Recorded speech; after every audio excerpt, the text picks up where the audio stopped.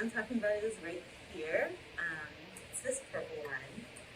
And it's inspired by, it's kind of like a story behind it. Practice telling the story a few times, but it always gets a little mixed up. I'm gonna try my best.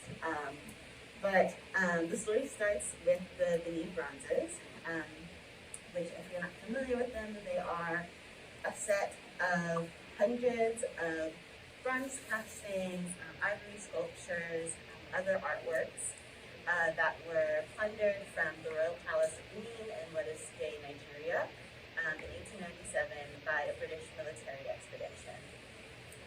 So the Benin bronzes are a big part of the story of the colonization of Nigeria, of West Africa in general, are really central to ongoing calls for restitution of African art objects that are now in Western museums, because a lot of the Benin bronzes that were plundered are now in Western museums and are still there today.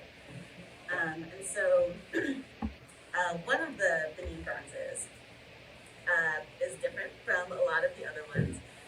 Many of these bronze castings, which were commissioned to tell the stories and tell the histories of the Benin Kingdom. Many of these bronzes depict male figures. They might depict specific individuals. They might be recounting specific stories or events that happened in the Kingdom of Benin. And then one of these bronze clocks is really special because it not only depicts a child, which is uncommon in the whole, I guess in the whole group of bronzes, and it also depicts a person who is not male. So this child on this plaque is dressed in a similar way to a lot of the other plaques, seems to be performing a similar societal role as the figures in all of the plaques. And a lot of the other plaques are, but is missing male genitalia. And so in reading about this plaque, of course, the information that is available about it, that I have access to, is mostly like anthropological and historical accounts, written mainly by white men in like the mid and the late 20th century. Different hypotheses for why this might be. They say, like, oh, like the genitalia fell off, or this is a fake Benin bronze, or like all of these hypotheses trying to explain why this is, that have all been since disproven. And this was so wild for me to read because in first encountering this plaque, it felt so obvious to me that this was a queer ancestor. It was so mind-boggling that like to what extent queerness was just like out of the realm of possibility for the people who were trying to tell the story of this plaque and who in many ways had no business trying to tell this story.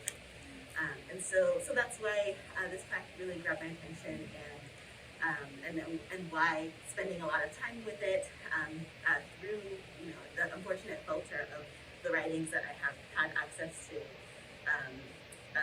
was really important to me, and why it was really important for me to honor this ancestor in my print after for the past couple hundred years this has been like misread over and over again, and has had like a version of their story told that